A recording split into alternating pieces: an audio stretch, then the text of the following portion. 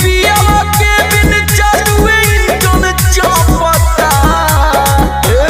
नया नया ड्राइवर हरनवा धई धई दाबता।